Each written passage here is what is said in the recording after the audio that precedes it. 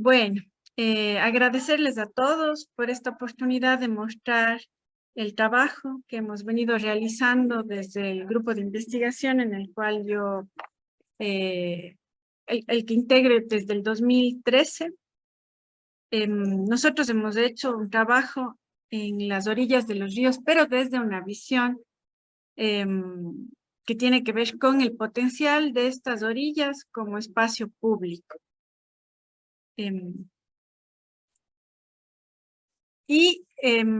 Quienes no conocen Cuenca, nuestra geografía, como muchas de las ciudades andinas, es accidentada, pero tenemos la ventaja de que nuestra ciudad se emplaza en un valle que tiene dos terrazas, y bueno, ahora estamos viendo la terraza baja, pero en la parte desde la que se toma la fotografía es más bien la terraza alta, y está nuestra ciudad atravesada por un sinnúmero de quebradas, pero 4 ríos importantes que son el Machángara, el Tomebamba, el Tarqui y el Llanuncay, todos estos con nombres más bien indígenas.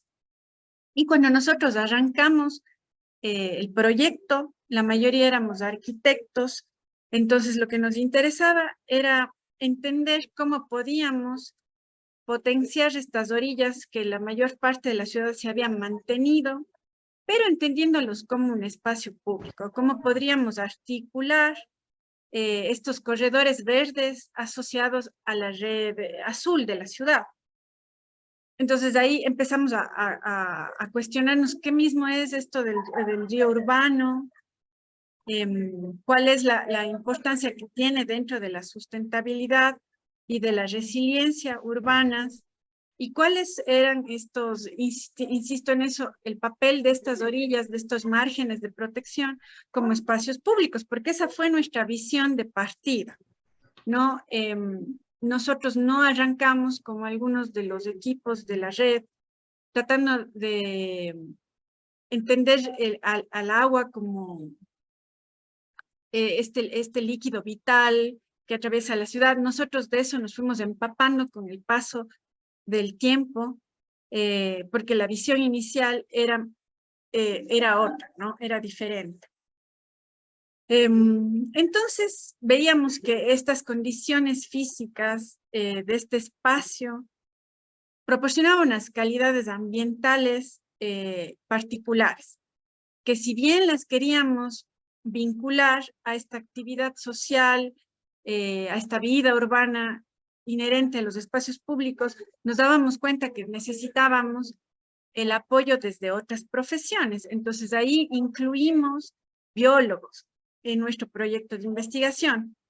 Incluimos a otros compañeros con otras formaciones, con otras visiones. La mayoría en principio éramos arquitectos, y ni siquiera arquitectos urbanistas, sino arquitectos nada más, ¿no?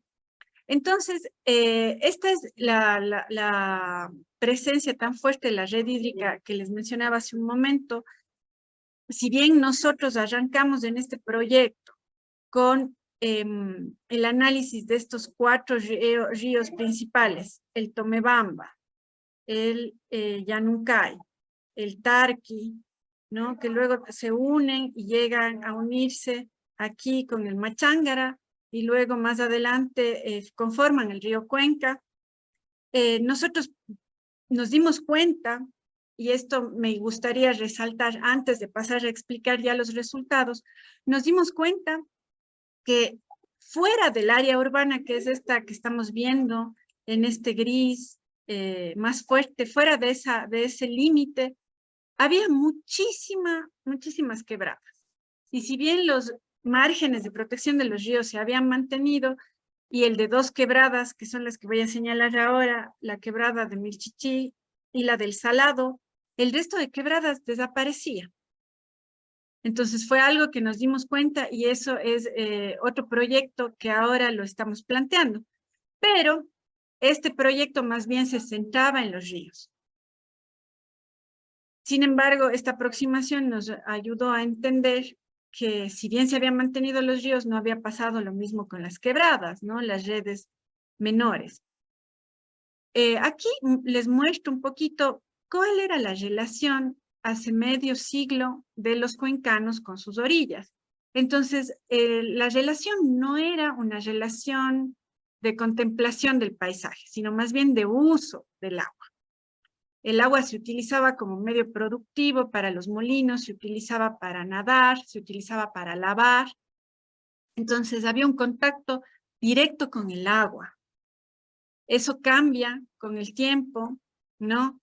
Y tenemos unos paisajes más bien más bucólicos que se han tratado de mantener, de potenciar esa calidad paisajística de estos entornos, pero ya no se usa el agua. Entonces es importante entender, el agua ya no se utiliza, ya no tocamos el agua en Cuenca. Mis abuelos tocaban el agua, ellos se bañaban ahí. Entonces esa relación es distinta. Y eso nos dimos cuenta cuando hicimos revisión de archivo histórico, cuando hicimos entrevistas, y luego tomamos una parte de ese, la parte más histórica, digamos, de las orillas de los ríos, que está vinculada a la ciudad patrimonial, y queríamos entender en principio cómo se utilizaban esos entornos. Entonces veíamos que efectivamente no eran espacios de estancia, no sabemos si es que tienen que ser espacios de estancia, pero que no había un uso de esos espacios públicos, ¿no? Entendidos como espacio público, ¿no? Entonces lo que queríamos era finalmente, y es lo que les voy a contar ahora, después de todo este preámbulo, que propusimos una metodología para evaluar esas condiciones de uso de estos entornos tan delicados como son las orillas de nuestros ríos. Y lo planteamos en 5 etapas, ¿no? Primero hicimos toda esta revisión de literatura con la que inician los proyectos de investigación y definimos un modelo conceptual. ¿Qué es lo que queremos medir? Entendiendo que no es lo único, que de pronto incluso pueden haber elementos que son muy importantes, pero que no están incluidos. Sin embargo, queríamos centrarnos en 2. Ya lo voy a explicar más adelante. En función de este modelo conceptual, generamos una batería de indicadores, elegimos un caso, uno de nuestros 4 ríos, delimitamos las zonas en este río, unas unidades de análisis, y luego levantamos información, calculamos los indicadores y presentamos la información que era necesaria para levantar estos indicadores, es decir, los validamos. Los 2 grandes conceptos que derivaron de esta revisión de literatura y que componen nuestro modelo de evaluación son la conectividad y el confort. Aquí insisto, entendido estos entornos como espacios públicos. Entonces veíamos que era fundamental que exista esta continuidad en el recorrido. Pero más adelante, con el apoyo de los compañeros biólogos, decíamos la conectividad sí como recorrido para humanos y no humanos, pero también la conectividad en el otro sentido, ¿no? En el sentido de que filtra el agua y esa agua, ese suelo es permeable, entonces hay una continuidad en esos fluidos, ¿no? Y luego el tema del confort. El confort pensado ya en cómo uso esos espacios y qué tan amables son para la diversidad de usuarios que pueden existir en nuestras ciudades. Entonces, en función de estos 2, como les digo, habrá muchos más, pero nosotros nos centramos en esta primera aproximación en los 2. En función de estos 2, construimos un sistema de indicadores. Reutilizamos algunos de otros proyectos, recurrimos a otros de otros grupos de investigación y los fuimos validando. Entonces, estos 2 grandes conceptos de conectividad y confort se convirtieron en 4 subejes. En la conectividad hablaríamos de una accesibilidad espacial y visual, ¿no? De esta relación física, pero también de una relación visual, y de la continuidad del corredor verde, donde entraría el tema de la permeabilidad del suelo y de la diversidad vegetal. En cuanto a la diversidad vegetal, fue muy interesante la reflexión, claro, era el ámbito de los biólogos, pero ahí la reflexión que nos hacían sobre este césped tan cuidado que muchas de las veces intentamos que esté presente y marque los espacios públicos desde la visión del arquitecto, y que ese tipo de intervenciones lo que hace es reducir y afectar la diversidad vegetal y por ende de avifauna. Entonces, eso fue algo importante que sacamos de ahí, ¿no? Luego, en cuanto a confort, igual decidimos agrupar estos indicadores en la condición del espacio público, es decir, en las instalaciones, en la superficie, en lo que existía en esas orillas que me permitían o facilitaban su uso, y las condiciones de la primera línea edificada, es decir, de esa fachada urbana que está al frente de las orillas, que puede tener una conexión directa o no, pero que está frente a esas orillas. Luego decidimos aplicar esta batería en el río Tomebamba, que es el que les mencioné, está frente a la ciudad histórica, y que se une luego con los otros ríos también. Y dividimos esta en 5 zonas de acuerdo al tipo de ocupación, al tipo de vivienda, al tipo de usos de cada una de estas. Entonces definimos en función de esos criterios que les mencioné, las 5 zonas.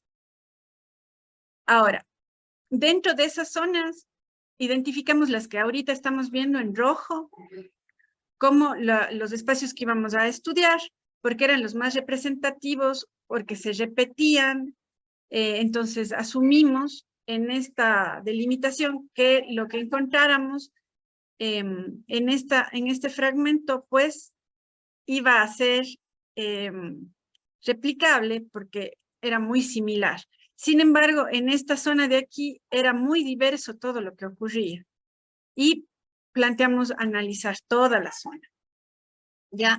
Entonces, en función de esos criterios, elegimos las 5 zonas y dentro de cada una de estas zonas marcadas en rojo, unas unidades de análisis. Y estas unidades de análisis las definimos porque habían unos puntos de ruptura, donde por diversas razones, ya sea por la red vial, ya sea por privatización, por un tema de que se iban uniendo estas quebradas, que en algunos casos habían desaparecido arriba, pero que volvían a aparecer al momento de unirse con el río, se iban generando estas rupturas.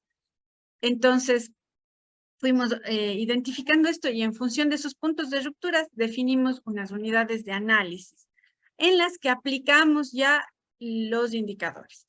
Entonces, una vez que levantamos esa info, regresamos a los indicadores y fuimos ajustando algunos detalles, porque veíamos que si bien un indicador nos venía de una realidad tan distinta como la europea, los términos eran diferentes en nuestra ciudad, no existía la información, en algunos casos se podía levantar esa información y lo hicimos, pero en otros casos el costo era excesivo en tiempo, no contábamos con los recursos ni con la gente, entonces fuimos haciendo ajustes y les reformulamos algunos de los indicadores. Ahora lo que voy a hacer es mostrarles más bien cuáles fueron las reflexiones detrás de cada uno de estos 13 indicadores. Y en cuanto a la accesibilidad vial y de transporte público, nos dimos cuenta que es fundamental que la red llegue hasta las orillas. Hubo un momento en el que discutíamos sobre qué tan pertinente o no es que una vía esté frente a las orillas. Pero luego si conversábamos, si es que estas orillas están ya inmersas en el tejido urbano, tienen que ser públicas. Tienes que garantizar que haya un libre acceso y que las personas puedan acceder. Y lo haces a través de una red vial y de hecho debería el transporte público pasar por ahí para que no se te haga distante el llegar. Entonces, no a la privatización y sí a la inclusión de vías con todo el respeto, dejando el margen de protección adecuado, pero que permitan que el transporte público o la movilidad alternativa llegue hasta estos entornos, que no sea muy distante. En cuanto a la accesibilidad del viario peatonal, en cambio, pasaba lo mismo, no podía interrumpirse. Veíamos cómo con estas continuas rupturas de las que les había hablado hace un momento, se volvía muy difícil el utilizar estos entornos como una red alternativa a la vial, ¿no? a la red de vehículo, ¿no? Entonces es importante, y eso es lo que planteamos, que exista una continuidad en los senderos. Entendiendo también que esta continuidad no debería ser solo desde la lógica del ciudadano a pie, sino también desde la fauna, la flora que necesita esa continuidad para ciertos ciclos, ¿no?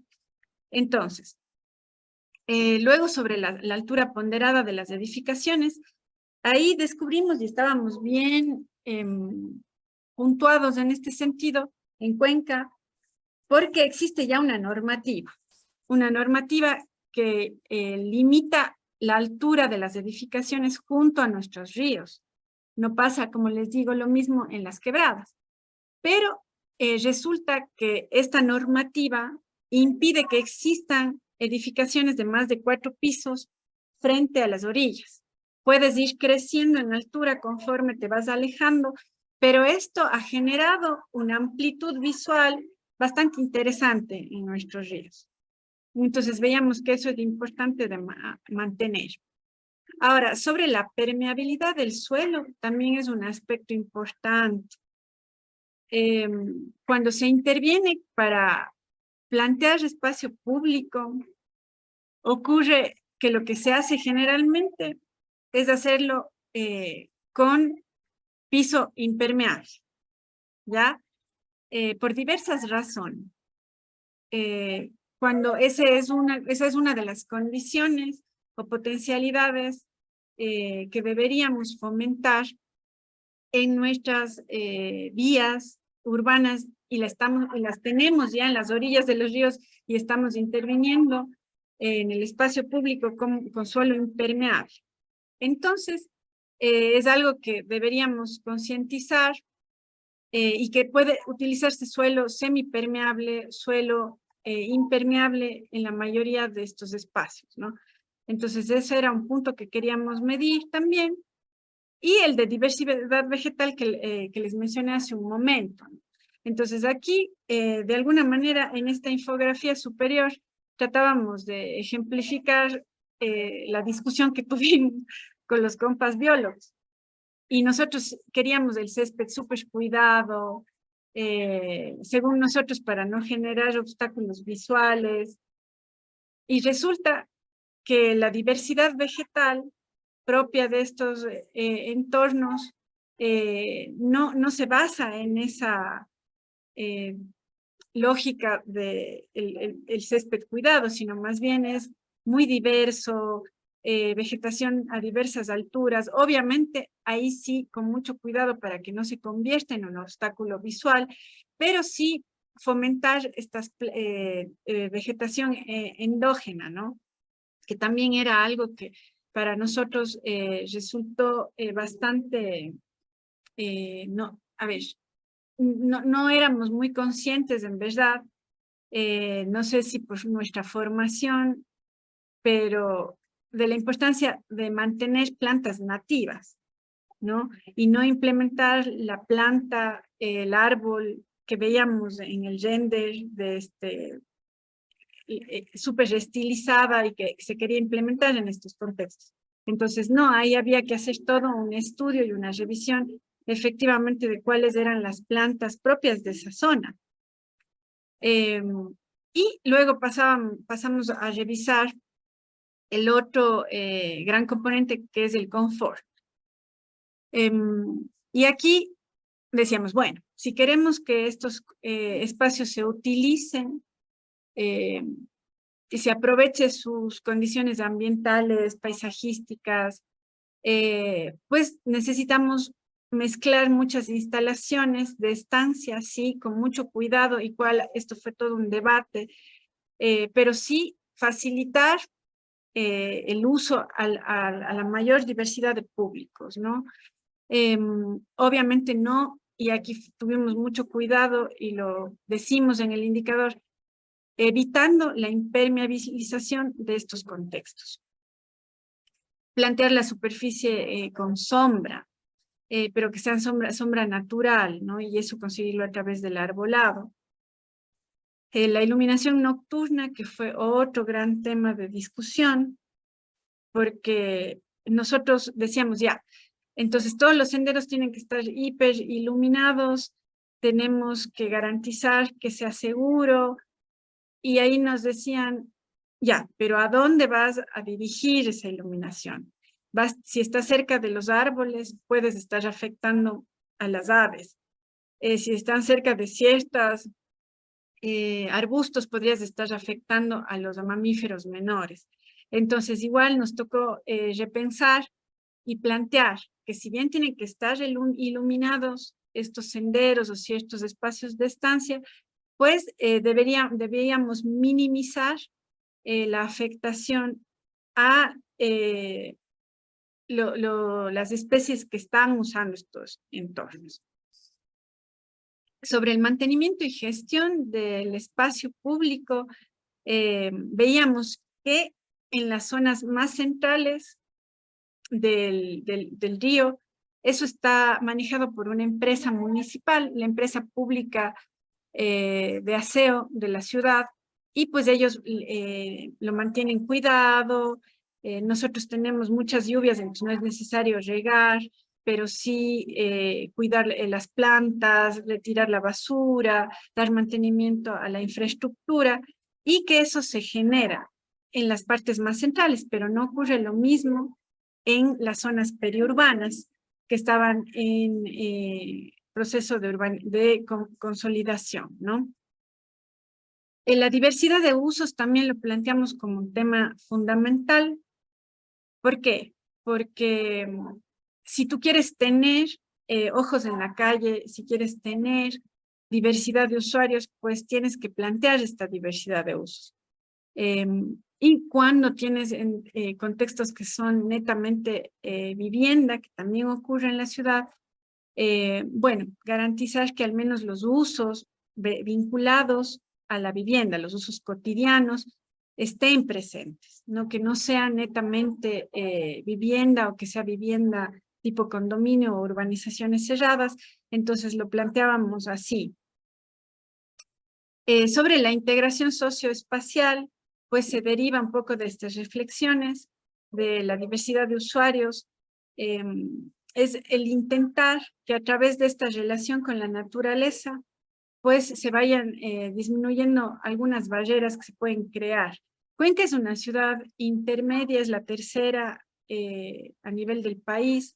Hay otras que son en tamaño y en número de población bastante similares, pero digamos, no se ha evidenciado tan fuerte como en Guayaquil o en Quito la diferencia entre barrios, ¿no? Barrios donde tienes acceso, o el costo de suelo es altísimo y tienes acceso a todos los servicios, equipamientos y más, y otros donde no tienes. Eso no se ha visto tanto en Cuenca. Sin embargo, empiezan a aparecer estas urbanizaciones cerradas, particularmente junto a los ríos. Entonces, la intención es plantear esa discusión y explicar que deberías permitir esa vinculación a estos entornos, no cerrarlos. Eso tiene que ver con los dos últimos indicadores, que son la porosidad de la línea edificada, ¿no? Esto que les decía de la fachada urbana, y que haya, cuando nos referimos a porosidad, nos referimos a esta relación física, que tú puedas desde esas edificaciones acceder, quizá no de manera directa, porque esto podría entenderse como una privatización de estos espacios, pero sí que puedas pasar al espacio público sí, sin necesidad de darte la vuelta Y el último indicador tiene que ver con esa accesibilidad visual, ¿no? Entonces, va de la mano, ¿no? No solo que sea una accesibilidad visual, donde tú puedas ver de un lado al otro, sino que te puedas comunicar de manera física. Finalmente, aplicamos estos indicadores, los 13, como les digo, levantamos la información, nos dimos cuenta de que había que hacer correcciones, ajustes a las fórmulas, replanteamos el cálculo de algunos y los calculamos en estas 5 zonas de estudio en cada una de las unidades de análisis. Entonces, aquí estamos viendo algunos de esos indicadores. Esta zona de aquí es la zona central, ¿sí? Y luego estas de aquí, el Machángara e Italpizo, son las áreas más bien periféricas, ¿no? Que están más en el periurbano. Entonces veíamos que muchos de los indicadores tenían unas evaluaciones bastante bajitas en las zonas más externas. Habían mayor permeabilidad, sí, pero no había tanta diversidad vegetal, ¿ya? Entonces ahí nos surgió este interrogante de por qué en esos entornos, que hace pocos años eran rurales, que ahora son urbanos, hay menos diversidad. Y la respuesta era que en el proceso de urbanización, previo al de urbanización, estos entornos fueron privatizados, se eliminó la vegetación, mientras que en las zonas centrales, esta empresa municipal de la que les hablé empezó con toda la política de plantar vegetación endémica, ¿no? Vegetación nativa. Entonces, esa era la gran diferencia. Quiero decir que en el proceso de urbanización no hubo una contemplación a este valor de diversidad vegetal de estos contextos. Y se fue eliminando. Entonces, eso es lo que vimos en las periferias. La iluminación nocturna, obviamente, están mejor iluminados las zonas centrales. Hay un mayor mantenimiento porque están ya dentro del tejido urbano. Otras no se mantienen porque aún no se las incorpora desde temas de administración. La diversidad de usos también está mucho más presente en las zonas más centrales. La porosidad de la primera línea edificada también se reduce, digamos, en algunos casos. Sobre todo las zonas veíamos como muy residenciales. Ya cuando hay otros usos, estos se abren al espacio público, pero cuando son netamente vivienda incluso tienden a privatizarse. Y finalmente lo que hicimos fue sintetizar estos resultados de las 5 zonas en este gráfico, donde podemos encontrar en esta zona de aquí los que tienen mayor calificación.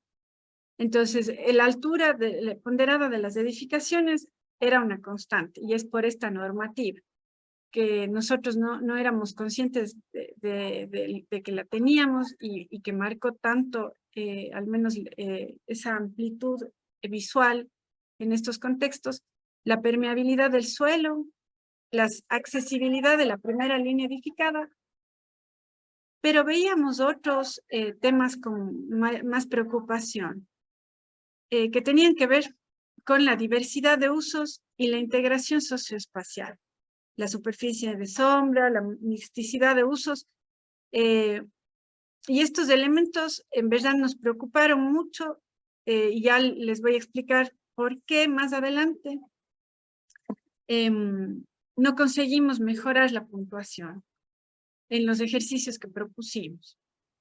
Con toda esta info decíamos, bueno, ¿cómo podemos sintetizarla y de alguna manera mostrarla en un índice, ¿no? En un elemento un poquito más resumido? Entonces planteamos una serie de entrevistas con expertos en diferentes áreas y les planteamos que pusieran peso a cada uno de estos indicadores. ¿Cuáles serían los indicadores que priorizarían? Entonces, en función de esos pesos, generamos un índice ponderado, no es un índice promediado, donde cada uno de los indicadores tiene un distinto peso. Pero los normalizamos también en una calificación de +2 a los que tenían la mejor evaluación y -2 los que tenían peor calificación. En función de eso, pues planteamos este índice y si bien en esta imagen podemos observar los resultados, no como un gráfico variable, lo podemos observar, pero también tenemos un valor, ¿no? Que en ningún caso intenta, o sea, a ver, no puede entenderse como la reducción del número, ya creo que detrás de todo esto siempre hay que detenerse a pensar y repensar estos conceptos que son para mí los más importantes. Pero nos ayudaba para establecer comparativas entre distintas zonas. Y decir, bueno, cuáles de estas áreas son a las que hay que prestar mayor atención y en qué indicadores. Entonces aquí estamos viendo una de las zonas externas, una zona más central, la zona más central, sí, y ahí, por ejemplo, veíamos que la mixticidad de instalaciones y la superficie en sombra era casi nula, porque si bien se habían preocupado por otros aspectos, pues lo que se buscaba más bien era que estos contextos sean solo de paso, que no haya zonas de estancia, y lo habían conseguido muy bien. Esta es una zona intermedia, muy cercana a uno de los parques urbanos más grandes, y esta es otra zona en el periurbano, ¿no? Y finalmente obtuvimos a través de estos valores un índice de sostenibilidad de los ríos urbanos en el río Tomebamba, ¿no? Entonces esto nos ayudó para tener una visión general. Luego, ya en ejercicio, porque esto fue resultado de un proyecto de investigación, pero ya en cátedra, en el aula, hemos intentado implementar estas reflexiones y plantear proyectos que contemplen estas reflexiones y muchas otras. Entonces, ahí propusimos un proyecto que se llamó Río Ensamble, que era vincular estas reflexiones de nuestra investigación con la práctica docente y también en un camino de ida y vuelta. Y en verdad que así ha sido, hemos entendido que desde la práctica del arquitecto, del diseñador urbano, hay ciertos indicadores en los que podemos tener muy poca incidencia porque tienen que ver más bien con política pública, que está a otro nivel, ¿no? Entonces, bueno, aquí simplemente con arquitectos que recién se graduaron, les propusimos mejorar los indicadores a través de intervenciones en la primera línea edificada y en estos contextos. Entonces fue todo un aprendizaje porque nos tocó desaprender muchas cosas que aprendemos a lo largo de la carrera. Hay una pregunta. Entonces, ya. Entonces, aprendí, tocó, a ver, eso sí fue lo auténtico, despojarte de un montón de premisas que te plantean como válidas y replicables, y tú dices, no, aquí no podemos impermeabilizar el suelo, no, aquí hay que buscar soluciones que vayan más allá del césped. Sí, aquí tenemos que pensar en el ciudadano a pie, pero también en toda la diversidad de flora y fauna. Sí, aquí hay que pensar en las inundaciones, etcétera. Entonces, bueno, se plantearon algunos proyectos, unos más interesantes que otros, pero lo que nos costó muchísimo, muchísimo, muchísimo fue pensar estos entornos dejando muy por fuera al hormigón. fue increíble. Yo no pensé que fuera tan difícil. Y en verdad las primeras propuestas eran eliminar todo el verde y plantear unos graderíos para ver el río en los graderíos. Pues, pero qué ganas con eso, estás retirando todo el verde urbano.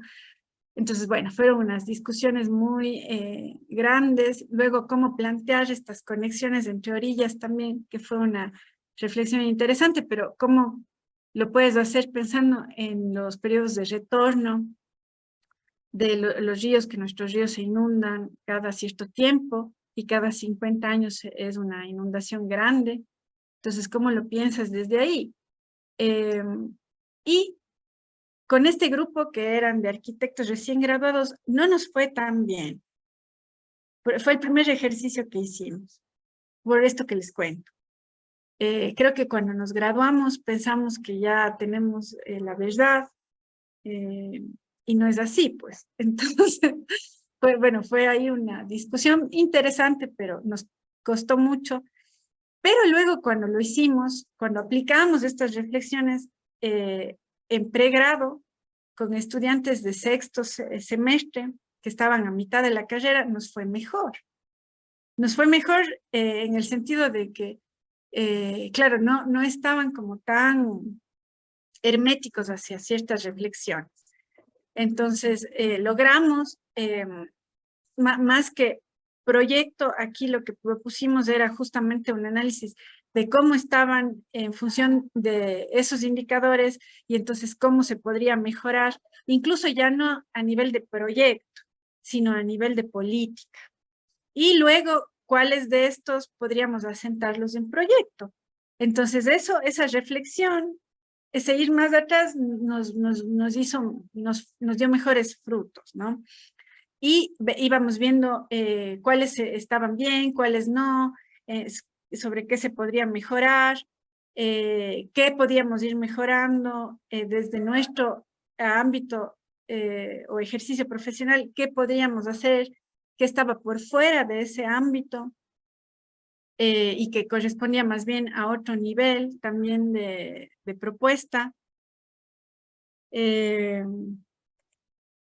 Creo que alguien quería hablar y decía que está en portugués, que está fechado. Pero no sé si es que al final van a intervenir o podrían intervenir ahora. Al final, tal vez. Sí. Es mejor al final cuando las preguntas. Sí, creo que es mejor Ya. al final. Perfecto. Muy bien. Entonces, a ver, cerramos ya ese proceso con unas pequeñas estrategias de diseño que apuntaban a nuestros estudiantes de arquitectura. Luego de estos ejercicios, de este río ensamble, ¿no? Entonces, le planteamos algunas estrategias que no buscan ser una receta, yo creo que eso es lo más importante, sino más bien unas inquietudes y unas pequeñas mínimas certezas, digamos, sobre hacia dónde deberíamos dirigir la discusión, hacia dónde deberíamos centrar nuestra atención en estos contextos, ¿no? Entonces, en cada uno de los indicadores fuimos planteando algunas estrategias de diseño que tenían que ver con toda esta visión de unos espacios diversos en usuarios, en usos, pero que permitieran esa diversidad vegetal, ¿no? Esa biodiversidad que tanto bien hace a nuestras ciudades. Entonces, íbamos planteando en cada uno de ellos estrategias distintas que tenían que ver con lo que estábamos buscando al conceptualizar los indicadores. ¿Ya? Entonces, esto nos ha ayudado mucho en la parte inicial, más que ya lanzarnos a hacer propuesta, nos ayuda mucho para reflexionar sobre hacia dónde debería ir el objetivo de la intervención, ¿no? Una última ya reflexión, si cabe, fue que en verdad cuando hicimos el análisis de los ríos, veíamos que las quebradas, en el caso de Cuenca, han sido bastante olvidadas, ¿no? Nuestra ciudad Cuenca es un referente a nivel nacional sobre el tratamiento de sus orillas.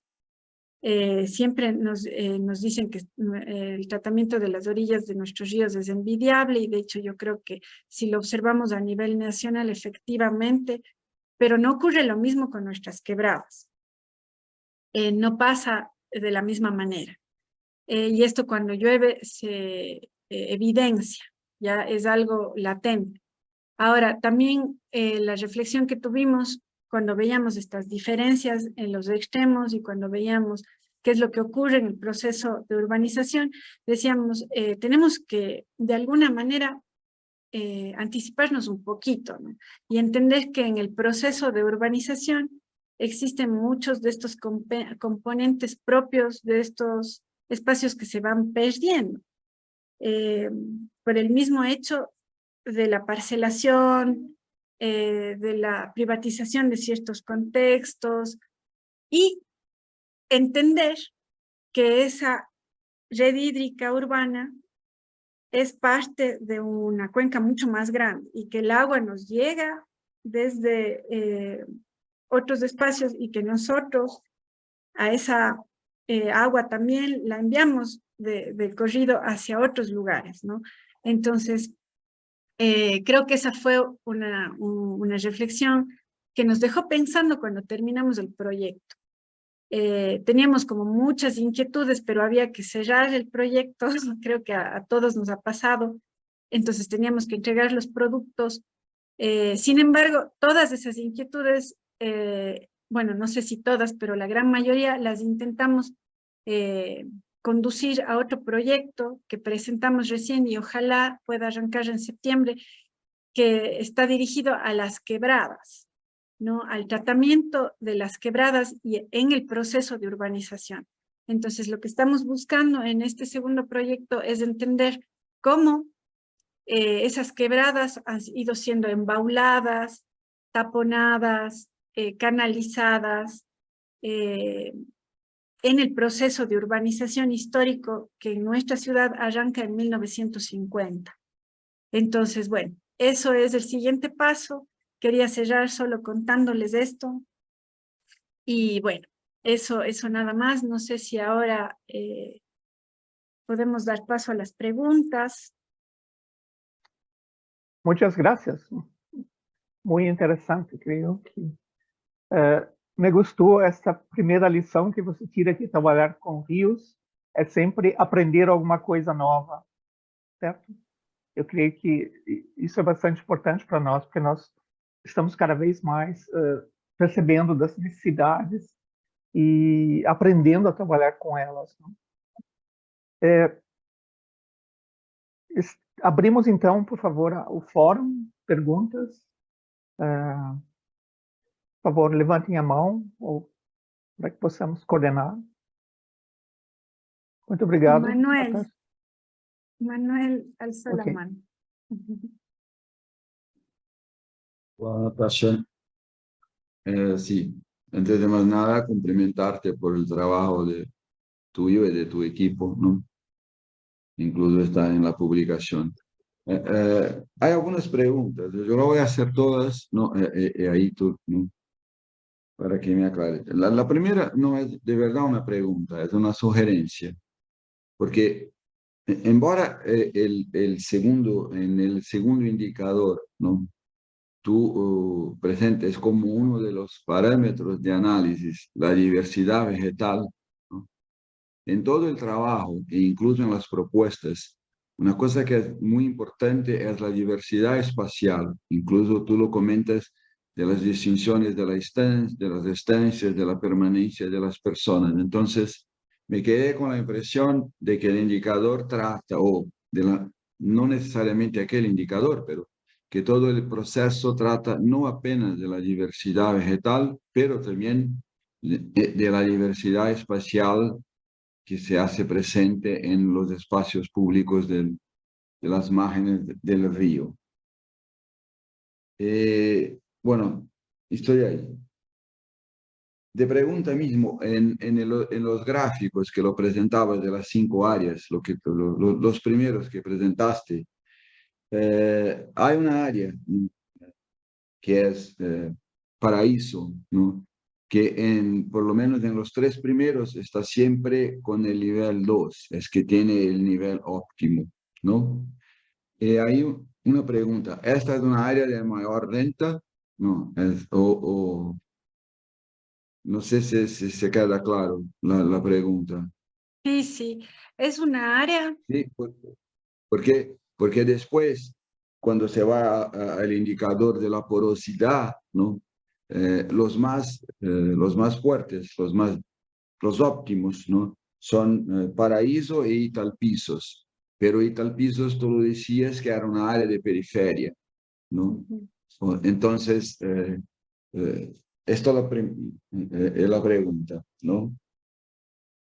Bueno, yo tengo 2 más. No sé si quieres que las haga todas de una vez o una por vez, como Claro, lo hazla queráis. todas de una vez y yo me apunto aquí. Bueno, la otra cosa es en el primero diagrama de círculo que lo presentaste, que es de un color un poco naranja, amarilla, no me recuerdo muy bien.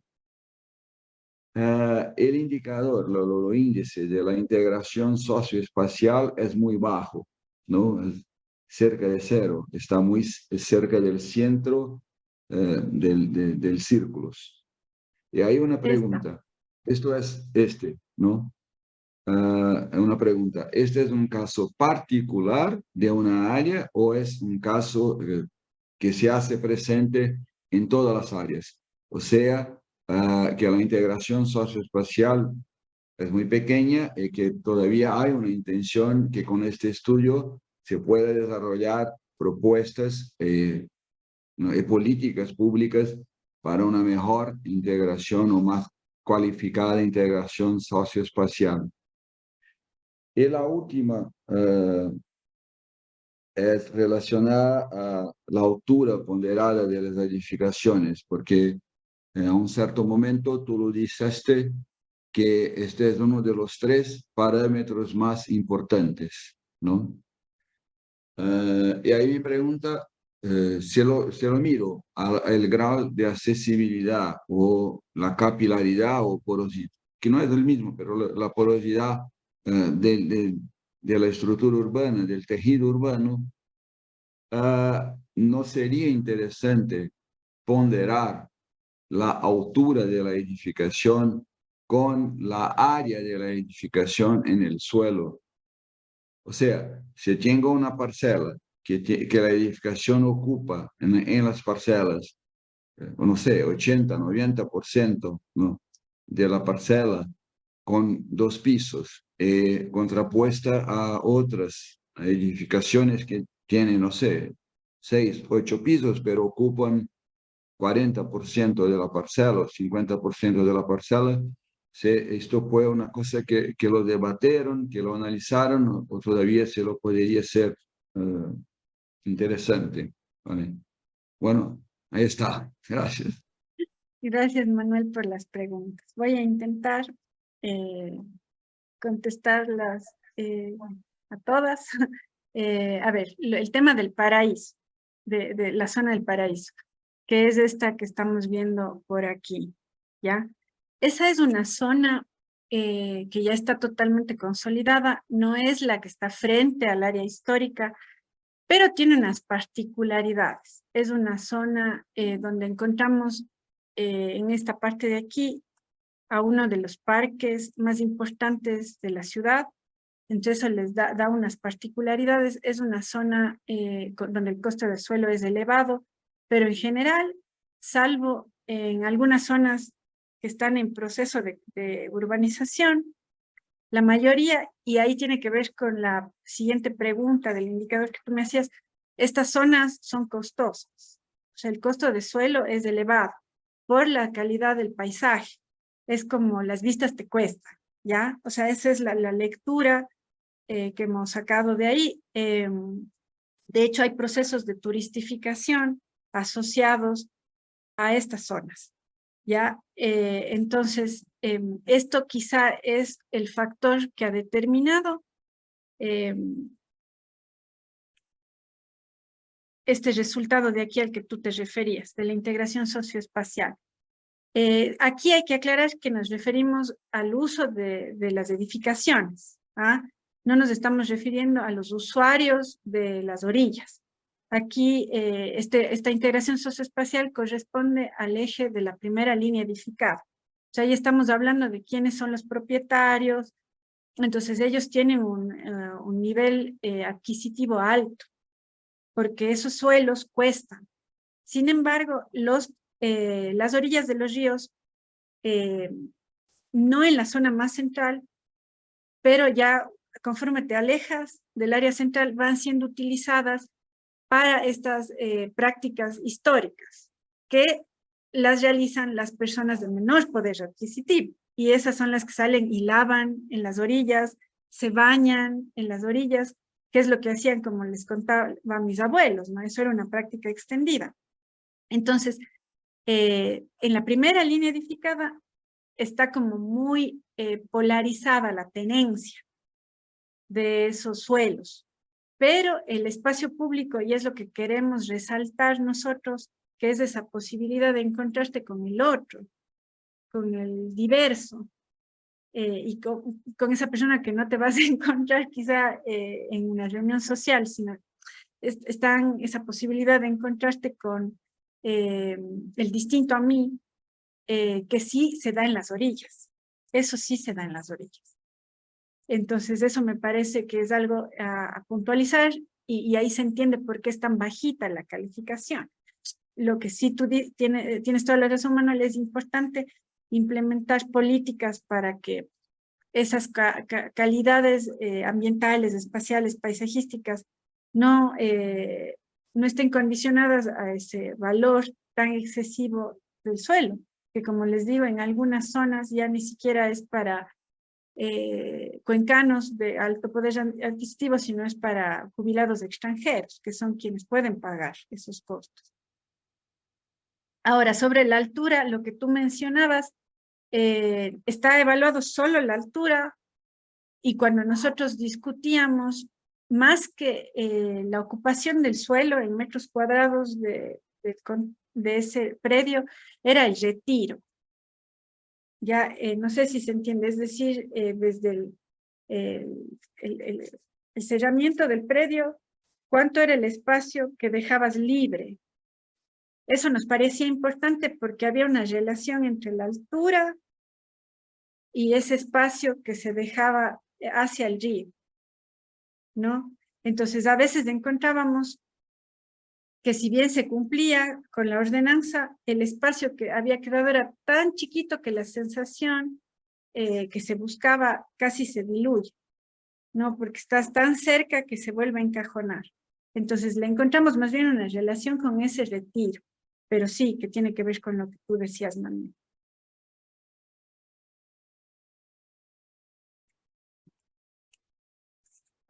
Luciana, no sé, Manuel, si es que le damos paso a Luciana, y si tal vez algo quedó ahí que no supe explicar, me dices al final para darle paso a Luciana. Olá, Natasha, todo mundo. Espero encontrá-los bem. Bom, a gente aqui no nosso grupo, a gente está estudando o livro da Natasha, e vou usar a possibilidade de conversar aqui. A gente tem algumas questões mais amplas, mas eu acho que pode ser legal de abrir, principalmente como possibilidade, a gente está entendendo mais como uma possibilidade de usar aqui, a nossa possibilidade é tentar aplicar em Belo Horizonte. Então, assim, a gente vem estudando com muita precisão, e aí eu queria que ela explicasse melhor. Não está muito claro na leitura do livro, e aí eu vi na sua fala, e a gente tinha colocado como um ponto a ser desenvolvido, que é a questão da acessibilidade para outras pessoas que moram, outros seres que moram conosco nas cidades, como bichos, com pássaros, né? Eu não vi nos números exatamente onde que isso está valorado, assim, eu posso não ter visto, mas eu acho que eu gostaria de saber aonde. Outra questão que eu acho que é interessante, na verdade nem é mais uma questão, eu gostaria de saber onde está, né? Quando você fala isso no corredor verde eu consigo enxergar, né? Quando você fala do corredor verde, mas quando você fala da conectividade, não. Outra questão é que se nas condições de uso do espaço público, vocês consideraram a temporalidade, por exemplo, se está de dia, se está de noite, vocês têm alguns índices que consideram, por exemplo, a iluminação, mas a temporalidade ela não entra no índice, né? Então, como que vocês pensaram isso? Acho que são essas duas perguntas mais gerais. E gostaria de agradecer, assim, é um livro muito incrível, eu até coloquei no site aqui o link, eu acho que vale a pena. Muchas gracias, Luciana. A ver, creo que entendí la primera y la tercera, la segunda voy a necesitar un poco de ayuda, pero te contesto. A ver, nosotros evaluamos la diversidad vegetal. Ahí estamos plenamente conscientes de que hay una deuda en cuanto a la evaluación o a la medición de la presencia de la fauna. Fue algo que nos superó, como te digo, no estaba contemplado, pero sabemos, y es algo que va a estar presente ya cuando analicemos el tema de las quebradas, porque hay una relación directa de lo que tú mencionas, ¿no? Son entornos que nosotros decíamos, pero fauna, ¿cómo así? Y no, sí, hay mamíferos menores, hay insectos, hay aves que quizás son las que más logramos ver, pero es todo un grupo de seres habitando estos espacios. Entonces sí, nosotros solo analizamos la biodiversidad vegetal. Y ahí, para salvar un poco, a pesar de que nos debe, estamos en deuda, como digo, sobre el tema de la fauna, ahí lo que hicimos fue utilizar un índice que proporcionado justamente desde la biología, lo que busca es medir esa diversidad, ¿no? ¿Cuántos sujetos existen de cada uno de estos tipos? Y valora tanto la variedad de especies como el número de individuos de cada especie, ¿no? Entonces, yo creo que si tuviéramos que ya levantar un indicador, una batería más completa, lo incluiríamos. Me parece que sería el mismo, pero ya en términos de fauna. Ahora, el segundo ya te pregunto luego, pero el tercero, cuando tú hablabas de los usos en el día y la noche, sí es importante considerar este cambio, ¿no? Eso tiene que ver mucho con aspectos de seguridad, también de si usas o no este espacio, y tiene que ver con la iluminación, como tú mencionabas, pero ahí veíamos que se volvía mucho más complejo porque al ser un contexto natural que necesita de esa noche dentro de sus ciclos, ¿dónde colocas esta iluminación? Entonces ahí se volvió todo un debate, ¿no? Porque como les decía, nosotros queríamos iluminarlo todo. Y decían, no, pero es que no puedes porque afectas a los pájaros. Ya, pongamos iluminación baja. Ya, pero los mamíferos menores. Y como te desinflas y empiezas a darte cuenta, claro, que si es que tú piensas en todos esos seres que habitan esos espacios, no puedes pensar solo en el espacio público. Entonces, eso fue todo un tema, ¿no? Entonces, al final, a ver, la recomendación que podríamos hacer es que se haga un balance, ¿no? En el uso que hacemos los humanos de ese espacio versus los no humanos, y que ese es el equilibrio, ¿no? Y que quizá si estos espacios tengan que verse restringidos su uso a ciertas horas, porque así demandan esos otros seres que habitan esos espacios. Entonces, claro, era un poco complejo, porque es quebrar, o sea, es ponerte en otro lugar, ¿no? Entonces, eso es muy difícil. Ahora, sobre lo que tú preguntabas del corredor y la conexión, ahí sí ya me perdí en la segunda pregunta.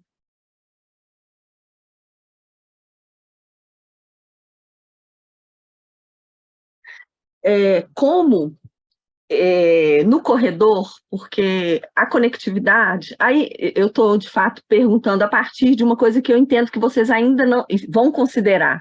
É mais como uma suposição futura do que uma exploração do que vocês fizeram. A conectividade ela é tão importante para manter as qualidades ambientais da margem do rio, essa conectividade sistêmica entre espaços públicos, enfim. Na verdade, eu entendo que a proposta do índice é pensar a margem, né, do rio, e não a bacia, a cuenca como um todo. Mas se, de alguma forma, isso entrou um pouco, porque vocês falam de conectividade a partir de espaços de como é que chama, de serviço público, de ônibus, peatonal, de bicicleta, e aí coisas como arborizações de corredores urbanos, arborizações de corredores peatonais, que seriam questões que poderiam também entrar, de alguma forma, como conectividade para essas outras vidas. Eu só estou ampliando um pouco por uma discussão que a gente já está fazendo, né? Sí, ahora ya entendí. Sí, a ver, nosotros pienso que empezamos a analizar los ríos urbanos desde un profundo desconocimiento, en verdad, porque cuando empezamos a analizar nos dimos cuenta de la complejidad y de el desconocimiento de nuestra parte, ¿no? Entonces, lo que tú dices sobre cómo entender estos conectores, eso nos llevó a una reflexión. Decíamos, bueno, nosotros en la ciudad tenemos este término de área verde, de espacio verde, el índice de verde, el área verde por habitante, que entiende a lo verde como estos espacios que están diseminados por ahí y ya está. Pero cuando hablamos de infraestructura verde, ves estas conexiones, ¿ya? Entiendes que debería haber una conexión entre estos espacios, que además sería una conexión en el espacio público, muy importante. Y veíamos que los ríos justamente nos permiten esa conexión y sus orillas. Entonces decíamos, chuta, aquí está, o sea, tenemos que hacerlo, ¿cómo no lo vimos así?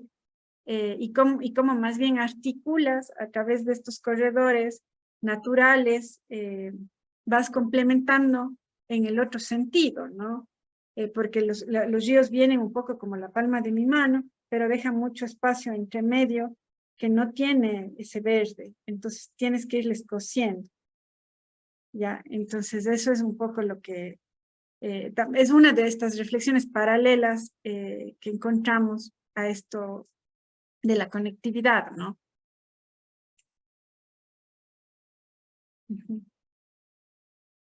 Obrigada. ¿Alguna Gracias. otra pregunta? Gabriela.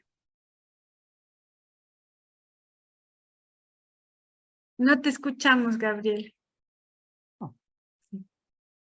Ahí está. Bueno, solamente en primer lugar, bueno, felicitar a Natalia y su equipo porque realmente pareció súper, no solo súper interesante, desafiante el proyecto, con además una retroalimentación hasta incluso a cómo repensamos la disciplina, ¿no? Porque hay subyacente una fuerte crítica a la disciplina en esta omnipotencia que a veces creemos que tenemos los y las arquitectas frente a todo.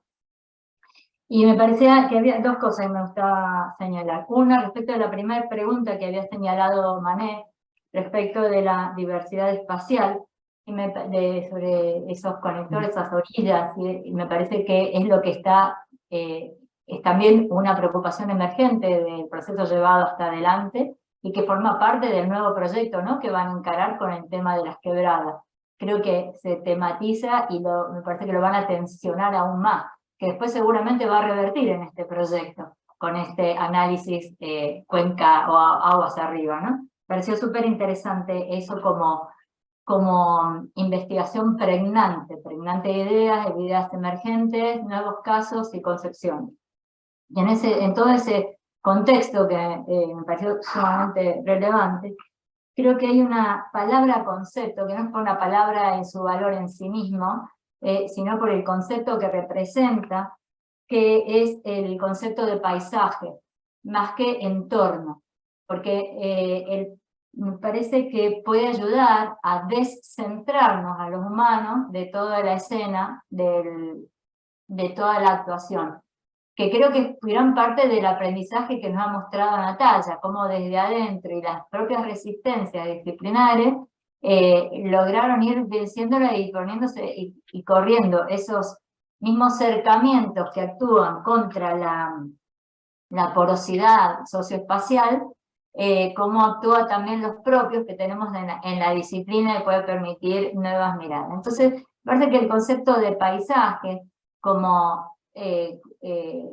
tomando un poco esta idea de la relación del territorio y las percepciones, y las valoraciones del conjunto de factores para comprender cuál es el carácter que adquiere esa porción del territorio devenida en paisaje, parece que puede ser útil para poder incorporar todas estas miradas y aprendizajes que pensarlo desde el entorno, como algo que está en torno a nosotros o en torno a la arquitectura, que era el campo disciplinar de partida, y que muchos de los que estamos aquí presentes tenemos, también como ese formateo básico que creo que lo que ha puesto en tensión Natalia desde nuestras limitaciones disciplinares, creo que todos la hemos vivido. Por suerte tenemos otras disciplinas, estoy viendo a Diego desde la geografía, tenemos otras disciplinas que nos ayudan también a espabilarnos un poco. Entonces era un poco eso, de considerar ese concepto como herramienta teórica también para el abordaje, y esta cuestión que pareció muy, muy interesante. Voy a traer a colación de un trabajo que hicimos con un grupo en España hace mucho tiempo, que era vinculado desde el pensamiento feminista en su momento, y era sobre repensar el espacio público, y habíamos hecho un trabajo que se llamó Espacio Público para todos los públicos, y un poco la última reflexión a la que hizo referencia en función de la segunda pregunta de Luciana Natalia. Nada, como manera de integrar, ¿no?, esto de todos los públicos, y esos públicos, bueno, por ahí tenemos que dialogar y ceder ese espacio, el nocturno a lo mejor, o bueno, no podemos ser omnipresentes, ¿no?, ni unos ni otros, capaz que bueno, tratemos de reencontrarnos. Y esta cuestión de pensar desde el paisaje en una mirada más comprensiva y proactiva, ¿no?, integrándonos, saliéndonos de ese etnocentrismo que siempre, o arquitectocentrismo, que ha caracterizado muchas partes de nuestra formación. Así que bueno, bienvenida, muchas gracias por compartir todo esto, que ha sido además sumamente claro, hermosa la presentación, y bueno, y por compartiendo los nuevos desafíos que en lo personal me gustará mucho conocer los resultados también. Gracias, Gabriel. Muchas Sí, gracias, un Gabriela. aprendizaje.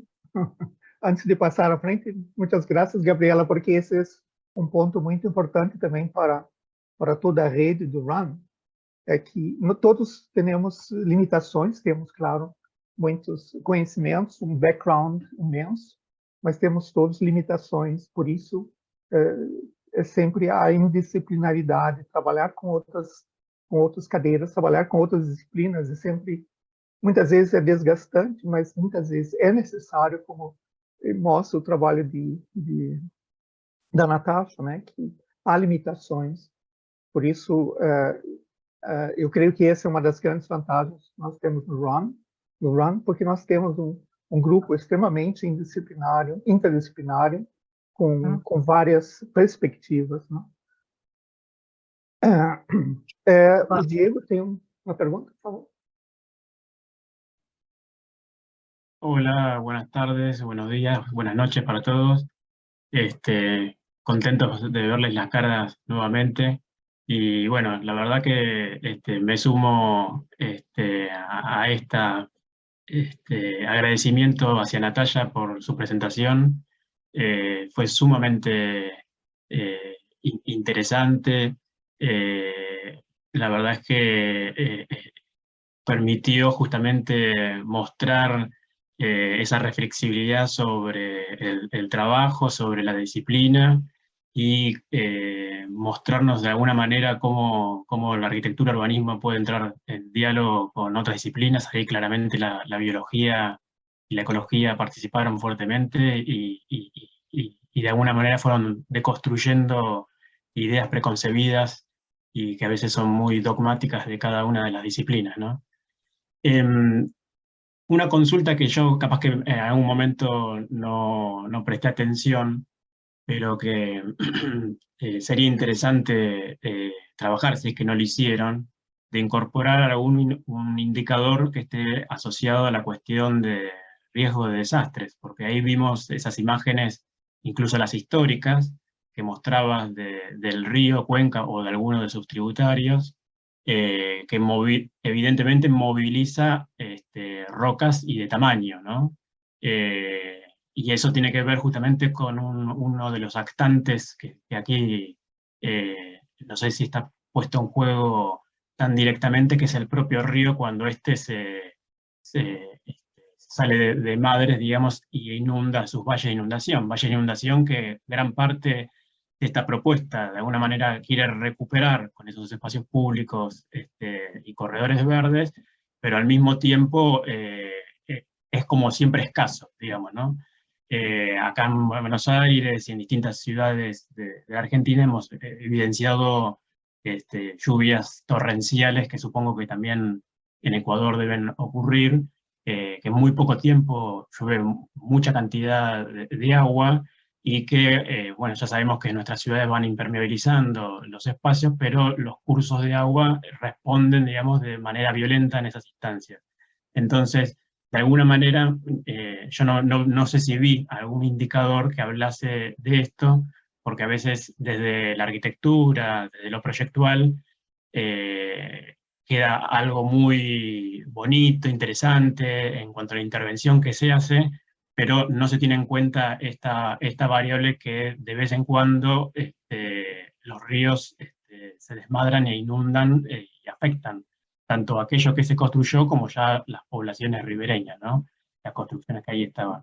Entonces, bueno, si hay algún índice de vulnerabilidad social, si hay algún índice que vincule y ya han registrado eventos de amenazas extremas, si han registrado algo de esto, o si lo proponen para proyectos que se van a dar más adelante, y sobre todo pensando esto que quieren trabajar con cuencas aguas arriba, ¿no? Y lo que sucede aguas arriba evidentemente impacta aguas abajo, entonces eso ya es un saber popular prácticamente. Entonces, me parece que esta dimensión del riesgo es interesante también trabajar.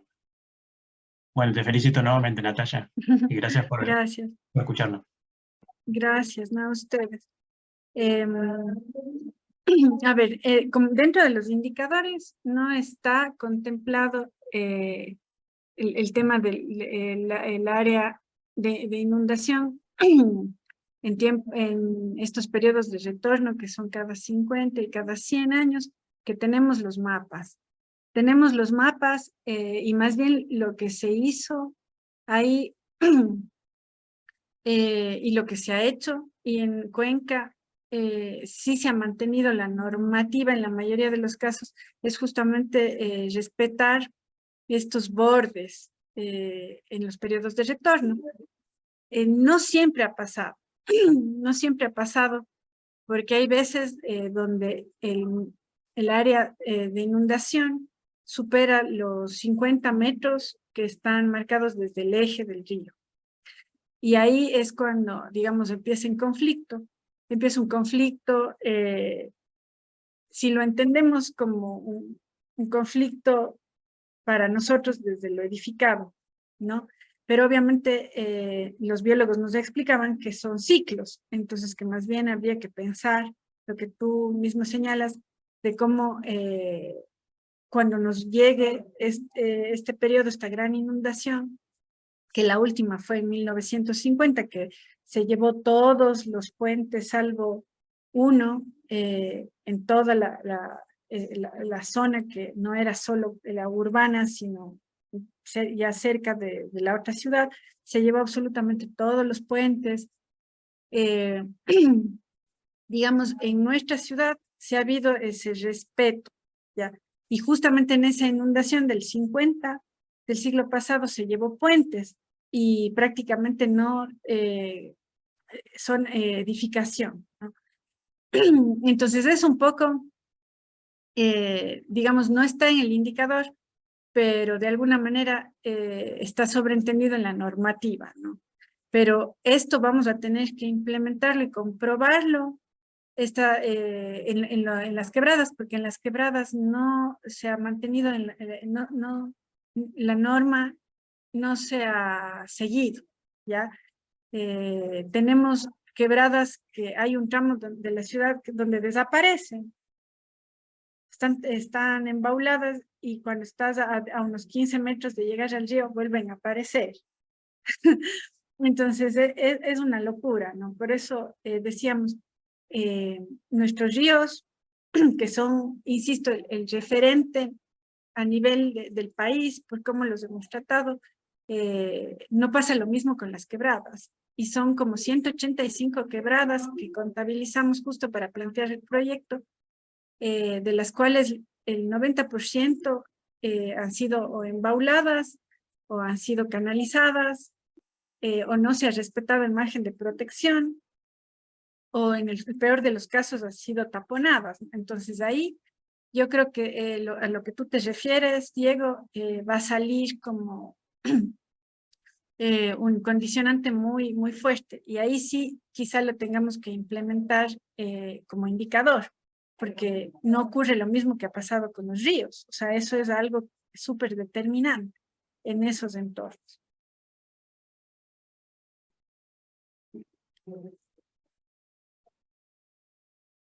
Ok. Una outra pergunta, como é o contato com a municipalidade de Cuenca? Que interesse há em vosso trabalho? Como aceptam suas ideias? Cuando hablamos de los ríos, están contentos. Pero cuando hablamos de las quebradas, es como, uy, es que es difícil, porque va a haber mucha gente que esté opuesta, porque ya están asentados, porque ya han hecho ciudad ahí. Entonces, tratar de intervenir, o sea, va a ser como muy delicado por todo el peso político y todas las implicaciones sociales que va a tener. Pero cuando hablamos de ríos es como, sí, claro, todo bien y somos hermosos. Pero cuando hablamos de las quebradas es como, uy, bueno, eso es otra cosa. Y no es otra cosa. Se ha dado otro tratamiento, entonces hay como esa doble postura, digamos, que también va a relucir ahora mucho, si es que arrancamos el proyecto ya. Gabriel. Un poco va de la mano de lo que acaba de preguntar Carlos, y me pregunto, Cuenca también es patrimonio de la humanidad, ¿no? Patrimonio UNESCO.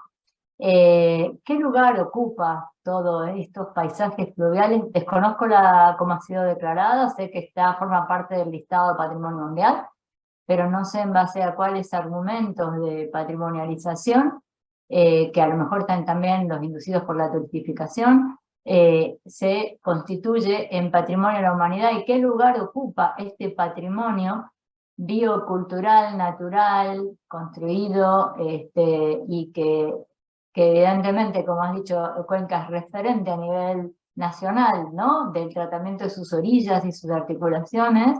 ¿Qué lugar ocupa dentro de esa declaratoria? O sea, si un proceso de patrimonialización a la escala que se ha dado tiene consideraciones de todos estos patrimonios que se ponen en juego a través de los ríos urbanos que ha presentado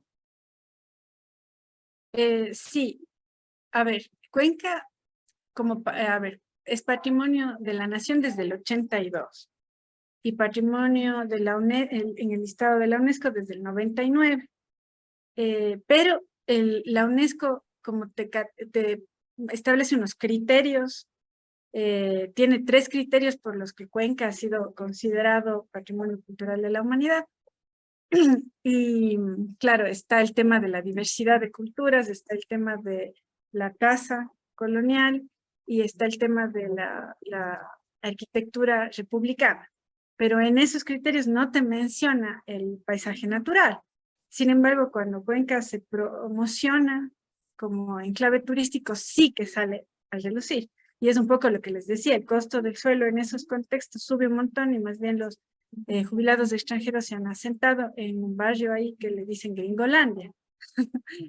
Entonces, o sea, se ha cruzado, pero no es que se haya considerado eso para el tema de la UNESCO. Y de hecho les voy a mostrar una foto. No ha evolucionado tampoco eso. Esta es la imagen, ¿no? Que se ve, o sea, que se ve generalmente, que es del río Tomebamba con unas condiciones ambientales súper cuidadas, que por eso es que somos referente. Este es el río, el Puente Roto, que es en la crecida del 50, que les mencionaba, que se ha mantenido ahí como para mostrar esa historia, y el centro histórico de fondo, ¿no? Suele ser esta alguna de las imágenes. Entonces hay unas condiciones espaciales ligadas a lo patrimonial súper fuertes, pero no están incluidas en la UNESCO, ¿no? O sea, pero bueno, digamos que en la práctica igual se promociona como patrimonial. Claro, bueno, eso, va para el negocio, para la parte de patrimonialización y turistificación, sin que se hayan constituido como argumentos para esa otra protección. Eso, bueno, era eso, saber eso. Sí. Muchas gracias. Ok. Muchas gracias, Natasha, por esa A fantástica ustedes, muchas presentación. gracias.